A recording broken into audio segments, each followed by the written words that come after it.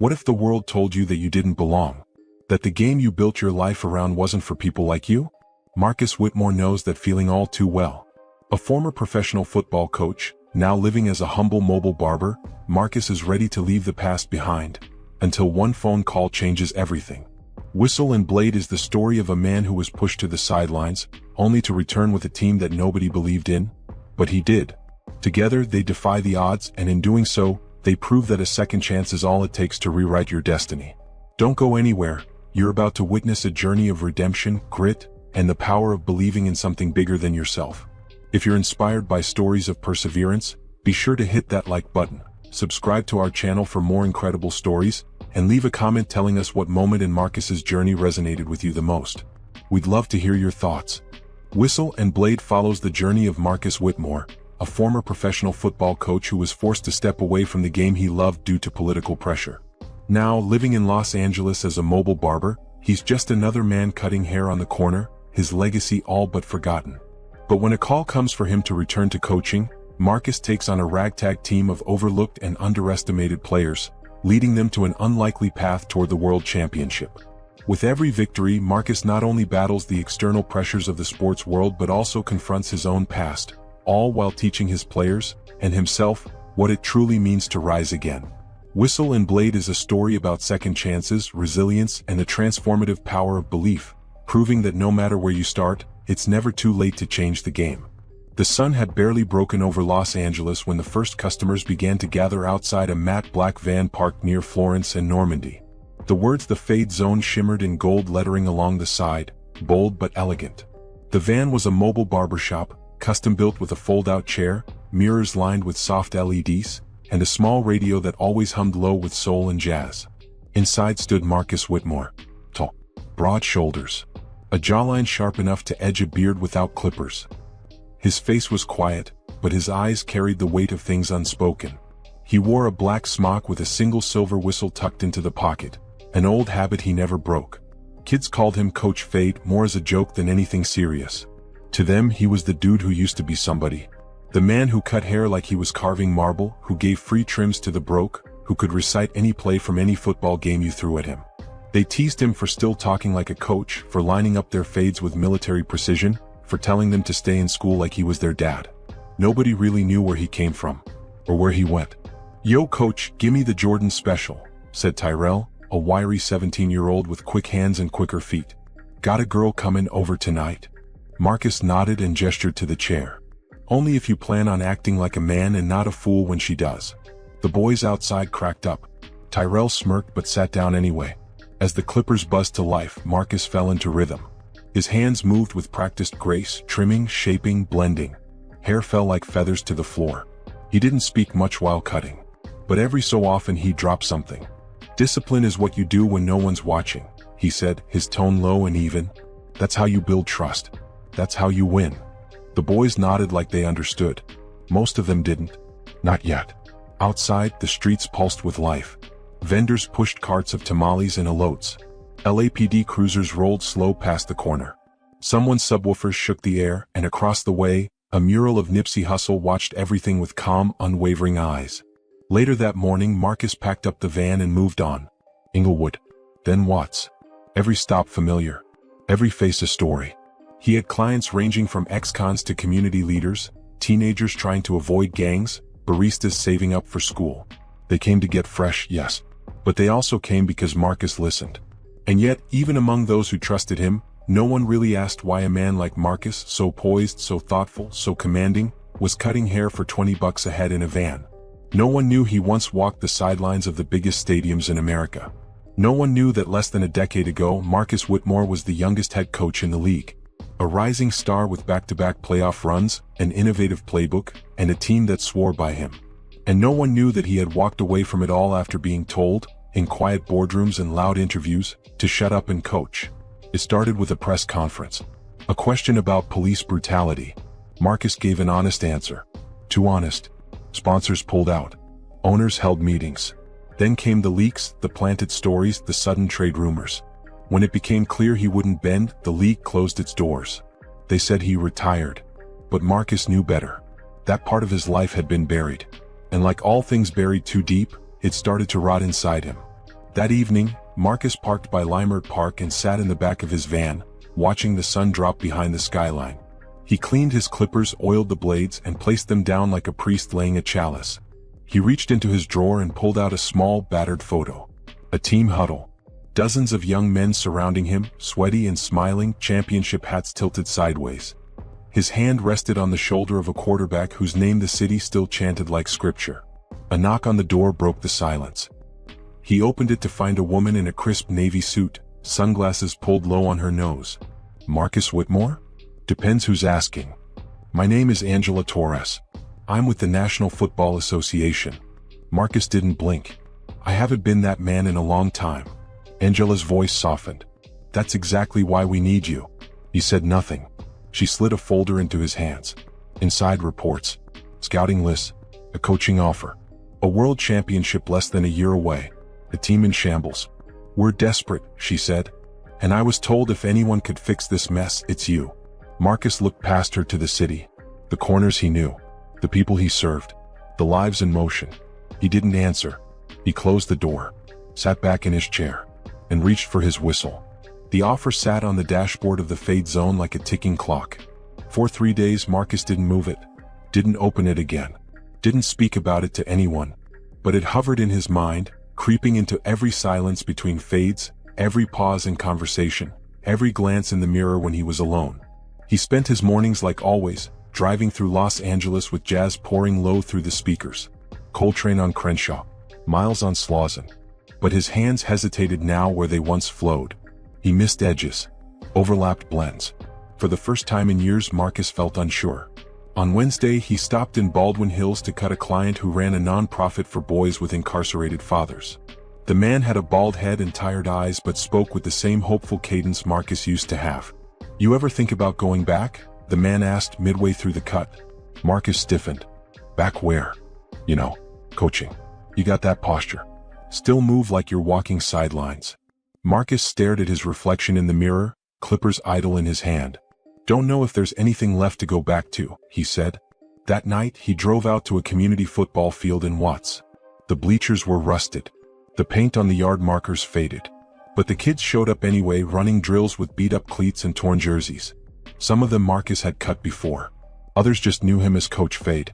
He stood behind the fence, arms crossed, watching their sloppy footwork in wide stances. He didn't speak, didn't interfere, just watched. Then he heard a scream, sharp, fast, final.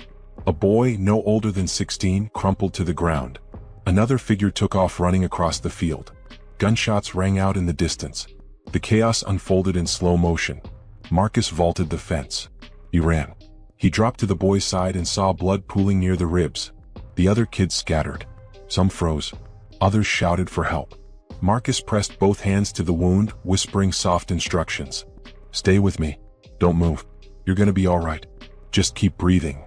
But the boy, Tyrell, his own client from just days ago, looked up at him with fading eyes. He tried to say something, then stopped. His chest shuddered. The sirens were too far away. That night, Marcus didn't go home. He parked the van in the middle of an empty lot and sat in the dark. His shirt was stained. His hands still smelled of blood and antiseptic. In the silence, he stared at the whistle hanging from the rearview mirror. That boy could have been a star. Could have been a leader. Could have been anything. Marcus reached for the folder. The offer. The training schedule. The roster full of players nobody believed in anymore. A team of raw talent and fractured spirit. A program held together by scraps and desperation. There was no turning back now. The next morning, Marcus drove to a quiet office building in Westwood. The security guard looked up as he entered, startled. I have a meeting, Marcus said calmly. Inside, Angela Torres stood waiting beside a whiteboard covered in notes. Her expression softened as she saw him. You made your decision, she said. Marcus nodded. I'll take the job. She held out a contract. He didn't flinch. But I want full control. Roster decisions. Playbooks. Culture. No politics. No cameras. No interference. Angela hesitated, then nodded. Done. And one more thing, he added, stepping closer. I want to start with the rejects. The ones nobody wants. The ones who've been written off. I want the street kids. The hotheads. The washed-up veterans. The stubborn ones. Give me the broken pieces. Angela blinked. Why? Marcus looked past her to the window where the city shimmered in the sun. Because those are the ones who never forget how to fight. By the end of the week, he had a team of 32. They practiced in an old high school gym with flickering lights and a leaking roof. Equipment was secondhand. Jerseys were mismatched. Some players didn't even show up the first day. Those who did laughed when they saw Marcus's faded sneakers and hoodie. But he said nothing. He simply walked to the center of the court, blew the whistle once, and the room went dead silent. "Lace up," he said. "If you want to play for me, you earn it. Every damn second." The practices were brutal. Marcus broke them down and rebuilt them one drill at a time. He worked their minds as much as their bodies. Made them study film. Made them talk to each other. Made them face themselves. He didn't scream. He didn't plead. He just coached like he was building an army out of ghosts. And slowly, the ghosts began to believe they could live again. Weeks passed, and word began to spread through the corners of Los Angeles like wildfire caught in wind. People started whispering the unthinkable, "Coach Fade is back." But few believed it. Not really. The man had vanished from the sport without a trace. A ghost with clippers. A barber with broken dreams. But then someone leaked footage. A shaky phone video taken from a second-floor window above a dilapidated gym. 30 grown men doing wind sprints until they collapsed. And at the center of it all, Marcus Whitmore, whistle around his neck, barking commands like scripture. Still, the world didn't pay attention. Not yet. They said it was just another desperate experiment. A publicity stunt from a failing federation. A bunch of misfits who'd get eaten alive in qualifiers. Marcus didn't care. His focus was singular. He studied game tapes until dawn. Built new playbooks by hand. Reached out to players left behind by the system. Some had been kicked off teams for speaking their minds. Others had injuries, attitude problems, or criminal records. He met them at diners, corner stores, even prison release gates. "You want a second chance?" he would ask. He never begged. Just offered. If they hesitated, he moved on. By the third month, he had a roster with no stars, no endorsements, and no guarantees. But there was something dangerous in them. Something raw. And raw was exactly what Marcus wanted. The national team's first scrimmage was held in a dusty college stadium in Riverside. Maybe 50 people showed up. No TV crews. No analysts. Just family, a few bored locals, and a handful of reporters with nothing better to do. The opposing team, ranked 5th in the world, arrived in tailored suits and charter buses. Their cleats sparkled. Their coaches looked smug. It was supposed to be a warm-up for them. A friendly match. Marcus made no speeches before kickoff. He simply looked his players in the eyes and said, "Play like this is the last time you'll ever be allowed on a field." Then he walked to the sideline, silent, arms crossed. The whistle blew. And from the very first snap, the other team realized they were in trouble. The so-called misfits didn't play with polish, but they moved with precision. Every block hit like a car crash. Every route was sharp. The quarterback, a lean kid from Boyle Heights with a record and a rocket arm, threw like he had nothing to lose. They didn't win the scrimmage, but they didn't get run off the field either. They lost by just 3 points. And suddenly people were watching. The next morning, the footage hit sports forums. A commentator uploaded a video called "The Team with Nothing to Lose." That week, practice attendance doubled. An agent called Angela Torres asking if Marcus was taking interviews. She hung up on him. The players began to shift. They started showing up early, arguing over film, calling each other out. They trained in rain and heat and smog. Marcus didn't congratulate them when they did well. He just raised the standard. He pushed until their legs shook. He made them run plays in silence to build chemistry. He took them to the neighborhoods where the game had been born in cracked pavement and streetlight shadows. He made them watch high school games and teach drills to kids who had nothing. "Earn your legacy," he said.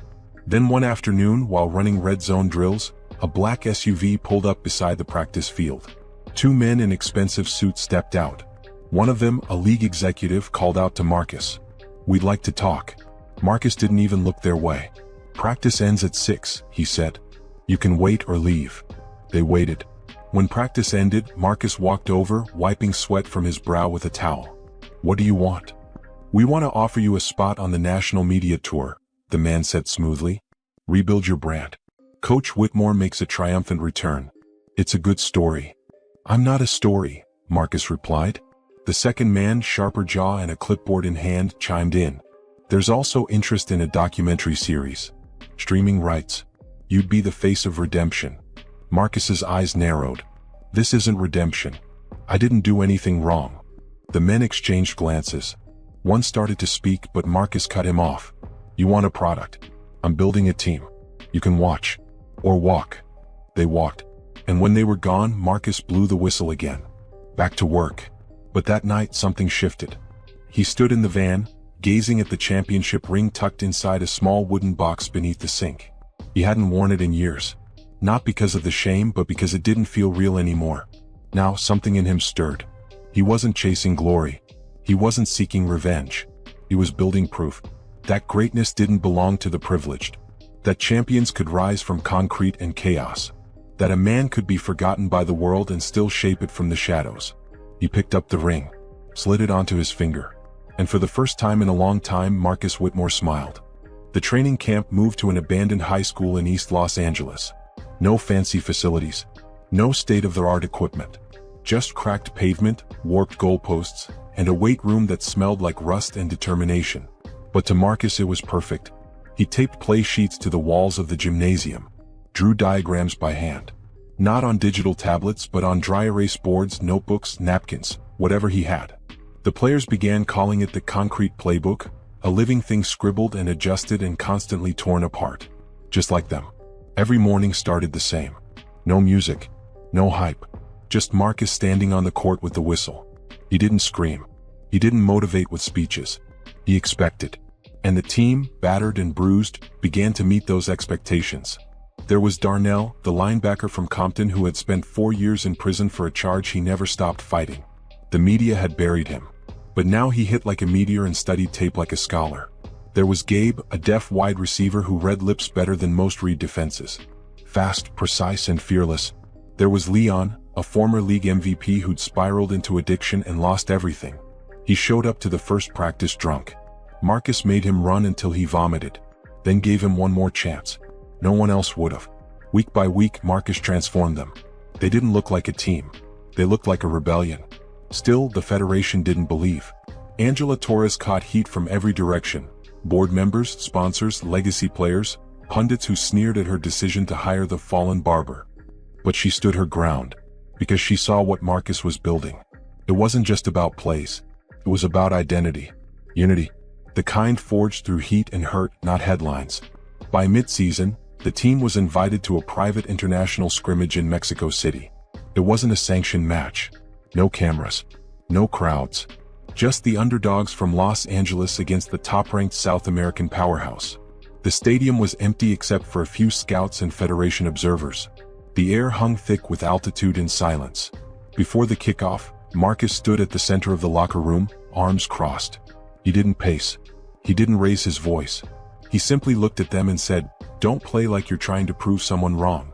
Play like you've already won, and the rest of the world just hasn't figured it out yet." The room fell still. Then slowly knots. They walked onto the field like a storm had just passed. The first half was a war. Hit after hit. Misreads. Flags. But the defense held. The quarterback found rhythm. Leon caught a touchdown that felt like a resurrection. Then in the final quarter, tied at 21, the other team blitzed. Full pressure. All angles. But Marcus had seen it coming. He called a play so unorthodox it had never been used outside the pages of the concrete playbook. It looked like chaos. Receivers switching positions mid-motion, a lateral, then a reverse. Then Gabe sprinted up the sideline, unseen, unguarded. Touchdown. The room went silent. Even the scouts stood still. When the final whistle blew, the scoreboard read 28-21. Nobody spoke. Marcus walked off the field without a word. Back home they didn't celebrate. There were no champagne bottles or social media posts. Just a quiet gathering in the old gym. Players eating takeout on metal benches. Tired. Alive. Changed. Marcus sat by himself on the bleachers watching them. Angela approached and sat beside him, folding her coat in her lap. "You just took down the #1 team in the hemisphere," she said. He didn't answer. "You gonna tell them they're going to the world stage?" He looked out at his players, men from nowhere stitched together by grit. "Not yet," he said. "Let them earn that moment." Later that night, a young cornerback named Isaiah approached him. He held out a notebook.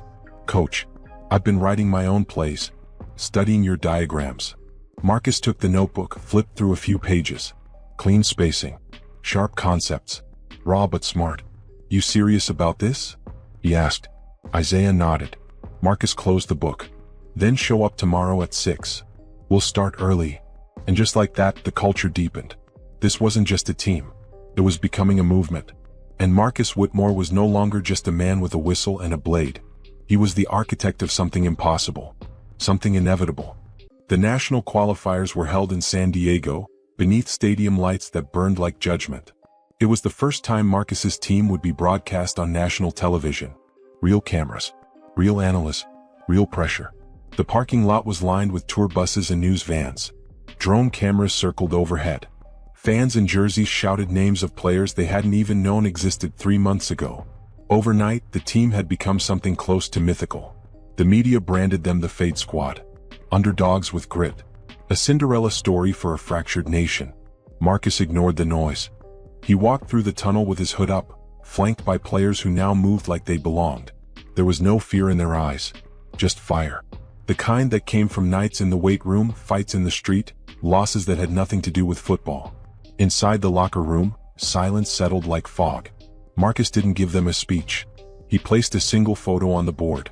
It was Tyrell, the boy from Watts, the one who never got his second chance. No words, just a moment. Then he picked up the whistle and nodded once. They took the field. The first team they faced was seasoned and smug. Clean plays, expensive cleats, sponsorship deals printed on their jerseys. Their quarterback had already signed a multi-million-dollar contract with a major franchise. But none of that mattered when the whistle blew. Marcus's team moved like storm clouds, silent, coordinated, deadly. Gabe pulled in 2 touchdowns with fingertips just inside the sideline. Leon broke a tackle that sent a linebacker flying. Darnell leveled the opposing quarterback with a hit so brutal it echoed off the walls. By halftime, the crowd had turned. They weren't cheering for pedigree anymore. They were cheering for proof. The second half was tougher. The other team adapted, fought back, made it ugly. A brawl nearly broke out in the third quarter. Flags rained down. Coaches screamed. But Marcus didn't budge. He stood alone at the edge of the sideline, arms crossed, eyes fixed. In the final minutes, with the score tied, he called a play they'd only run once before in practice. Risky. Reckless. Beautiful. The ball snapped. Misdirection. Gabe looped wide. Isaiah faked inside. The quarterback pulled back and launched a pass toward a gap no one saw, except Marcus. Gabe caught it midair. Touchdown. The stadium erupted. They won the qualifier. They were going to the finals. But there was no celebration from Marcus. Not yet. In the press conference, reporters flooded the stage. Flashes popped. Microphones jutted like weapons. Coach Whitmore, how does it feel to be back on top? Is this redemption for the scandal? Are you going to speak about why you left the game? Marcus stood behind the podium, shoulders square. I didn't come back for redemption, he said. I came back to finish what I started. For the ones who never got the chance. For the ones who were told they didn't belong. And for the ones still watching from the sidelines, waiting for someone who looks like them to lead. He stepped away, ignoring the shouted questions. Outside, the players waited. Some smoking cigars. Others sitting on duffel bags, grinning like kids. But when Marcus appeared, they quieted. He stopped in front of them. You just punched your ticket to the World Championship. A beat of stunned silence. Then it hit them. Gabe dropped to his knees, laughing. Leon screamed into the night. Darnell wrapped his arms around Isaiah, lifted him off the ground. Marcus let them have the moment. He stood to the side, head bowed, breathing slow. He felt the weight lifting. Not just of the game, but of everything. The years he spent cutting hair while doubting himself. The nights in silence. The mornings watching strangers claim pieces of a legacy he helped build. Now it was theirs again. On the bus ride back, the players dozed with headphones in, sweat still drying on their skin. Marcus sat at the front, watching the road. Angela Torres moved into the seat beside him. You know the world's gonna come hard now, she said. The media, the politics, the board, they're going to want their piece. They can try, he said. And if they take it from you again? Marcus didn't blink. Then I'll build it again. From the concrete up. Outside the window, the freeway stretched on. City lights gave way to stars. And somewhere beneath it all, the quiet pulse of something sacred. Not a comeback. Not a fairy tale. But a revolution in cleats. The World Championship was set in Tokyo, inside a stadium carved from steel and glass, where every seat shimmered like a blade. The field was perfect, untouched. A cathedral for the game. The team arrived without fanfare. No gold-trimmed uniforms. No entourage. Just battered duffels and a quiet fire in their eyes. They practiced at dawn before the streets stirred. Ran drills until their feet blistered and their lungs burned. Reporters filmed from rooftops, whispering speculation about the team of nobodies who had clawed their way to the top. They called it a fluke, a miracle, a story too good to be true. Marcus never answered the noise. He adjusted cleats, rewired plays, studied footage until his eyes throbbed. He built game plans like blueprints for war, every inch accounted for, every movement designed. But even he could feel it now. The pressure. The weight of the flag. What had started as a quiet return had turned into something colossal. This wasn't just a championship. It was a reckoning. And the whispers about Marcus Whitmore had returned in full force. One night, a global sports network aired a special titled The Barber Who Never Belonged. It revisited the controversy that had driven him out. His refusal to stay silent, to support sponsorships that backed discriminatory laws, his outspoken critiques of a federation that only valued players from a certain mold. They painted him as arrogant, uncooperative, difficult. But now the world watched differently. Because his team had proven otherwise. They weren't rebels. They were contenders. 3 days before the final, Marcus held a closed-door session. No drills.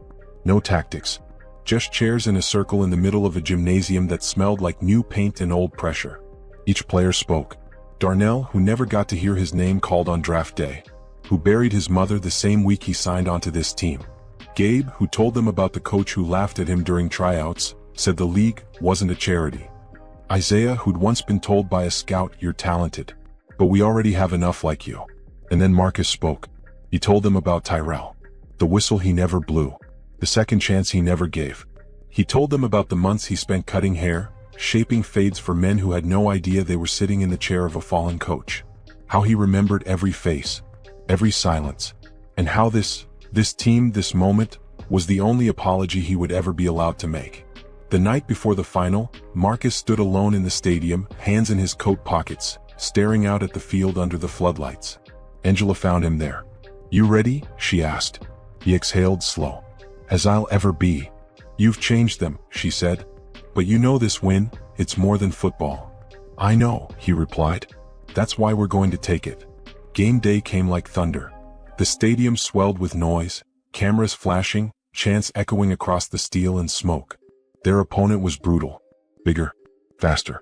A nation known for dominance. Their players wore faces like stone and carried a legacy heavy with trophies. But Marcus's team stepped onto the field like shadows from a dream, quiet, composed, unshaken. From the first snap, it was war. Leon took a blindside hit that knocked the wind from the stadium. Darnell bled from the lip but kept swinging. Gabe ran routes so clean the defenders stopped looking him in the eye. Halftime score, tied at 21. Inside the locker room, the noise vanished. Marcus didn't pace.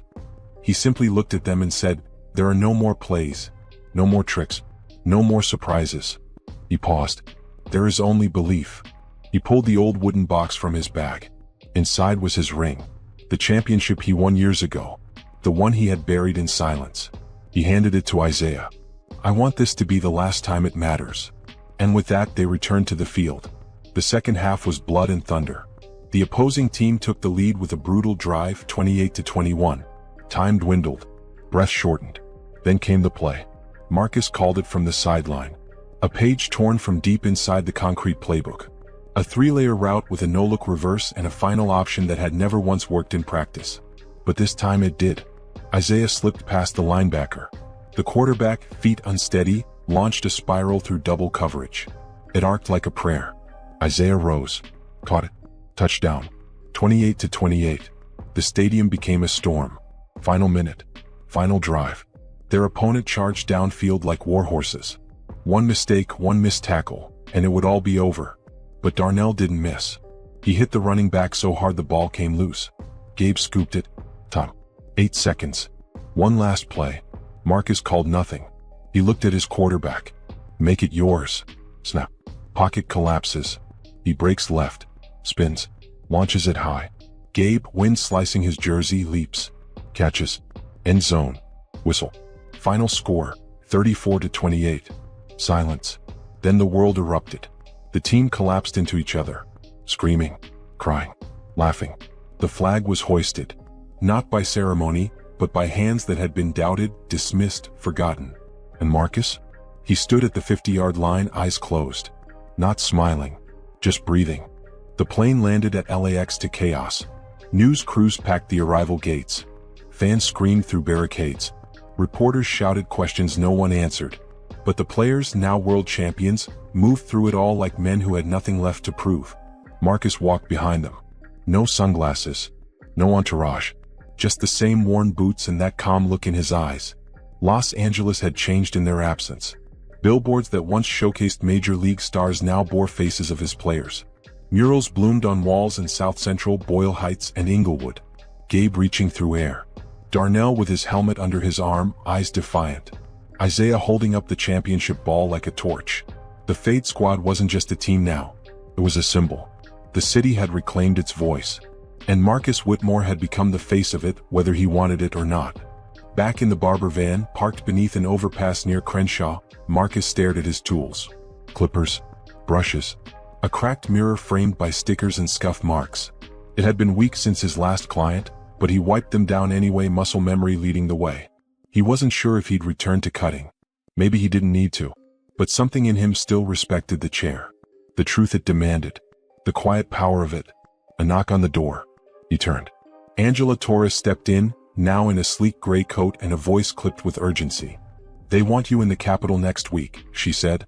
Speech. Metal. Apologies from a dozen men who pretended they didn't know your name 2 years ago. Marcus nodded. "I figured."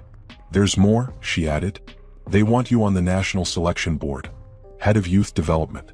Legacy Architect, they're calling it." He didn't answer. She looked around the van, took in the photos on the wall, the worn cushion on the chair. "You thinking about it?" Marcus pulled out a cape from the drawer, snapped it loose, folded it back. "I've been thinking about this chair," he said. "All the stories told in it.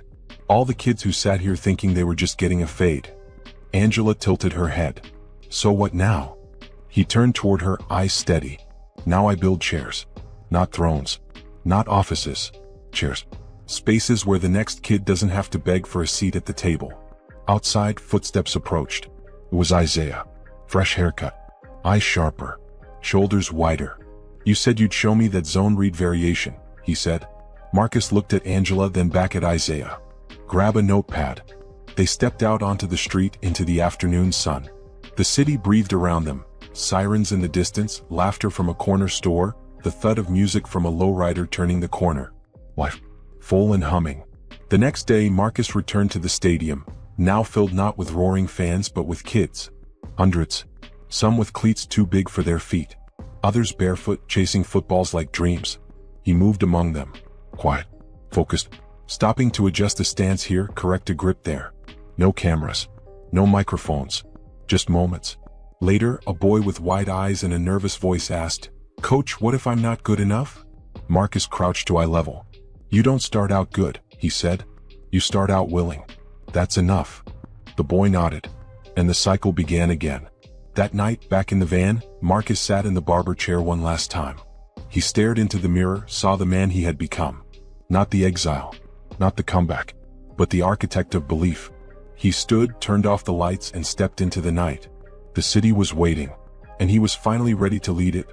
Whistle in one hand, blade in the other. Forever a coach. Always a barber. But more than anything, a builder of what comes next. The end. Moral lessons from Whistle and Blade. 1. The power of resilience in the face of adversity. One of the central themes of Whistle and Blade is the importance of resilience. Marcus Whitmore's journey is a powerful illustration of how to persist even when the world tells you no.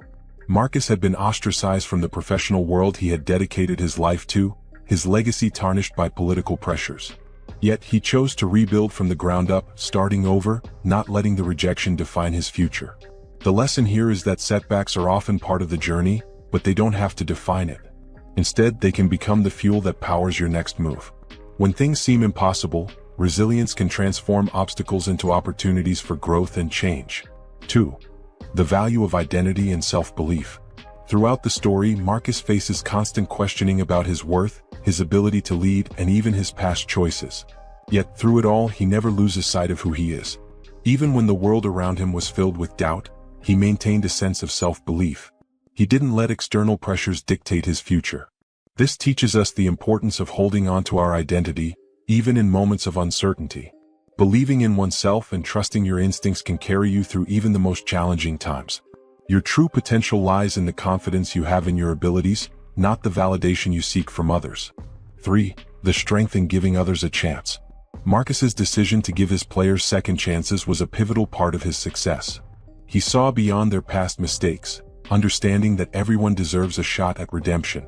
Darnell, who had spent time in prison, Leon, a former MVP dealing with addiction, and Gabe, who had been overlooked because of his background, all found new life under Marcus's leadership. Marcus's story teaches us that people are more than their past mistakes. Giving someone the chance to prove themselves can lead to incredible growth and transformation, not only for the individual but for everyone around them. It highlights the importance of empathy and understanding, and the belief that anyone can change if given the right opportunity. 4. The power of leadership through example. Marcus never led by forceful words or grand speeches. Instead, he led by example. His actions were his strongest tool. His dedication to the game, his meticulous preparation, and his unwavering commitment to his players. As a leader, Marcus didn't demand respect. He earned it through his work ethic, his integrity, and his willingness to invest in his team's growth. This teaches us that leadership isn't about commanding attention. It's about earning trust and inspiring others through consistent actions. True leaders motivate not by telling people what to do, but by showing them how to be better through their own example. 5. The importance of teamwork and unity. Although Marcus had the vision and the tactical genius, the success of the team wasn't just about him, it was about every player working together toward a common goal.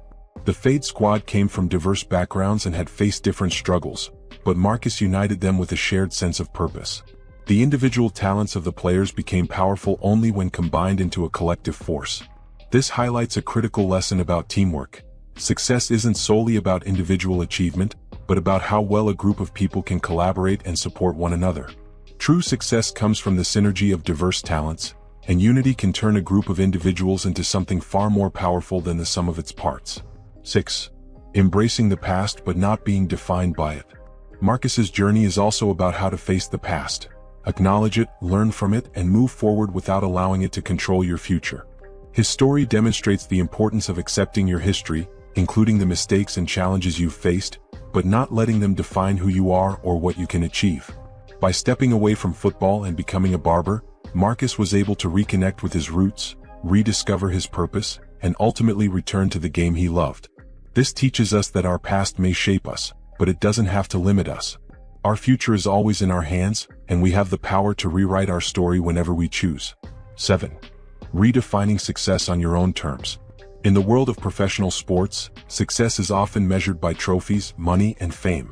But for Marcus and his team, success was redefined. For Marcus, true success wasn't about reclaiming a championship for himself. It was about giving his players the tools to reclaim their lives, proving to them that they could rise above societal expectations. The players themselves found success in moments of personal transformation, from overcoming their past to embracing new futures. This highlights the idea that success doesn't always look like what society expects. Sometimes, success is found in personal growth, in making a difference in others' lives, and in achieving things that matter to you, not just to others. Success is deeply personal, and it should be measured by the standards you set for yourself, not by external recognition or trophies. These 7 lessons drawn from Whistle and Blade remind us that personal growth, empathy, resilience, and the courage to believe in others and ourselves are powerful forces that can change the course of our lives. The story demonstrates how an individual can rise from difficult circumstances to create something far greater than what was originally thought possible. It's a story of second chances, leadership, and the unwavering commitment to forging ahead, no matter the obstacles. Disclaimer. This story is entirely fictional and created for the purpose of providing moral lessons, motivation, and inspiration to our viewers. Any resemblance to actual people, events, or situations is purely coincidental. The characters, events, and scenarios in this story are designed to encourage reflection, personal growth, and learning. We hope that you find value in the story and its messages, but please note that it is not based on real-life occurrences. Thank you for watching. Thank you for watching Whistle and Blade and for joining us on this incredible journey of resilience, redemption, and second chances. Marcus Whitmore's story reminds us all that no matter where we start, it's never too late to rewrite our story and make a difference. If you found inspiration in this journey, Be sure to explore more stories like this on our channel. We've got plenty of motivational content and life lessons waiting for you. Don't forget to hit that like button if you enjoyed the video, subscribe for more, and share your thoughts in the comments below. We'd love to hear how this story inspired you. Thanks for being a part of this experience, and we hope to see you again soon with even more stories that inspire and uplift. Until next time, stay motivated and keep believing in yourself.